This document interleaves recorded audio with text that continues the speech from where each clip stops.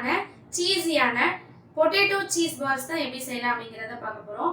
இது ரொம்பவே டேஸ்டியாகவும் குழந்தைங்களுக்கு ரொம்பவே பிடிச்சதாகவும் இருக்கும். கண்டிப்பாக இதை நீங்கள் ட்ரை பண்ணி பாருங்கள்.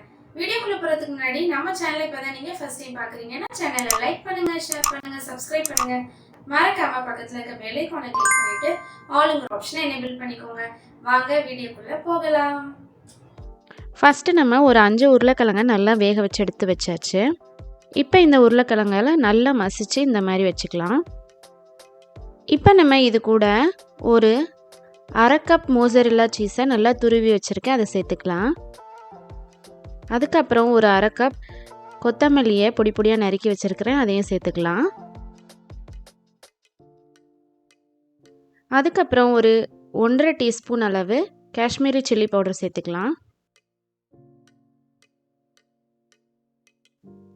அதுக்கப்புறம் ஒரு 1/2 டீஸ்பூன் போல் மிக்ஸ்டு ஹெர்ப்ஸ் சேர்த்துக்கலாம்.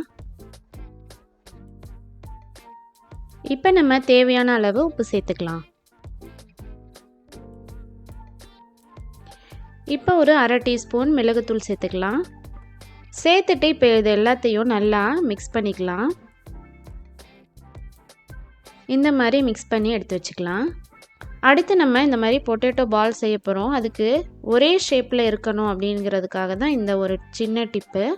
இந்த மாதிரி சின்ன குழிக்கரண்டி இருக்கும் இல்லையா, அதில் நம்ம உருளைக்கிழங்கு எடுத்துட்டு உருண்டையாக ஷேப் பண்ணும்போது நமக்கு ஈக்குவலாக எல்லா உருண்டைகளும் ஒரே மாதிரி கிடைக்கும்.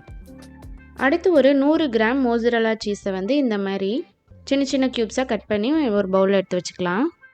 இப்போ நம்ம பால் செய்ய ஆரம்பிக்கலாம். அதுக்கு நம்ம குழிக்கரண்டியில் மேஷ் பண்ண பொட்டேட்டோ எடுத்துக்கலாம். அதை இந்த மாதிரி பண்ணிவிட்டு இப்போ சென்டராக லைட்டாக ப்ரெஸ் பண்ணிவிட்டு அதில் ஒரு சின்ன சீஸ் க்யூபை வச்சுட்டு அதை அப்படியே லைட்டாக அந்த மாதிரி க்ளோஸ் பண்ணிவிட்டு அப்படியே ஷேப் பண்ணிடலாம். ரவுண்ட் ஷேப் பண்ணி எடுத்துக்கலாம்.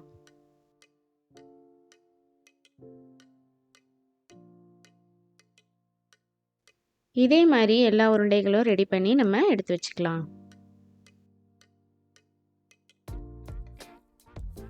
பொட்டேட்டோ பால்ஸ் எல்லாம் நம்ம ரெடி பண்ணி எடுத்து வச்சாச்சு. இப்போ ஒரு சின்ன மிக்சிங் பவுல் எடுத்துக்கலாம். அதில் 3 டீஸ்பூன் போல் மைதா மாவு சேர்த்துட்டு 2 டீஸ்பூன் போல் கார்ன்ஃப்ளவர் மாவு சேர்த்துக்கலாம்.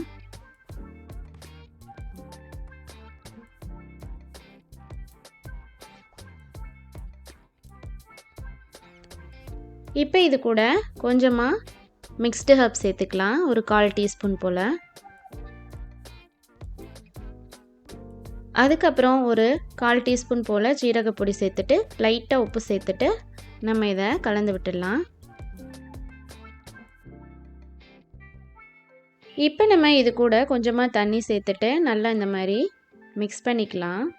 நம்ம பால்ஸை இதில் முக்கி எடுக்கணும், அதுக்காக நம்ம இது ரெடி பண்ணுறோம். எந்த ஒரு கட்டியும் இல்லாமல் நல்லா இந்த மாதிரி இந்த கன்சிஸ்டன்சிக்கு ரெடி பண்ணி எடுத்து வச்சுக்கலாம்.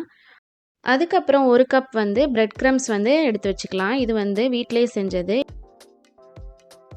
இப்போ நம்ம ஸ்டெப் 1 இந்த பாலை நம்ம ரெடி பண்ண பாலை மைதா மிக்ஸில் டிப் பண்ணிவிட்டு செகண்ட் ஸ்டெப் பிரெட் க்ரம்ஸில் நல்லா கோட் பண்ணி எடுத்துக்கணும். இந்த மாதிரி கோட் பண்ணி எடுத்துக்கணும். இதே மாதிரி எல்லா பால்ஸையும் நம்ம கோட் பண்ணி எடுத்துக்கலாம்.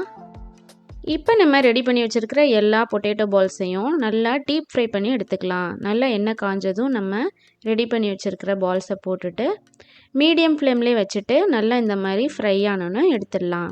பாருங்கள், பர்ஃபெக்டாக ரெடி ஆகிருக்கு. இப்போ நம்ம வெளியே எடுத்துடலாம்.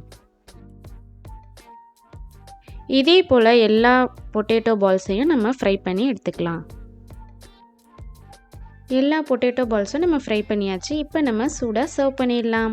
நம்மளோட சூப்பரான கிறிஸ்பியான சீஸியான பொட்டேட்டோ சீஸ் பால்ஸ் ரெடி. நீங்களும் இதே மெத்தட் ஃபாலோ பண்ணி கண்டிப்பாக வீட்டில் இந்த சீஸ் பால்ஸை ட்ரை பண்ணி பாருங்கள். சூப்பராக வரும். மீண்டும் உங்களை இன்னொரு சூப்பரான வீடியோவில் சந்திக்கிறேன். அது வரைக்கும் பாய் பாய்.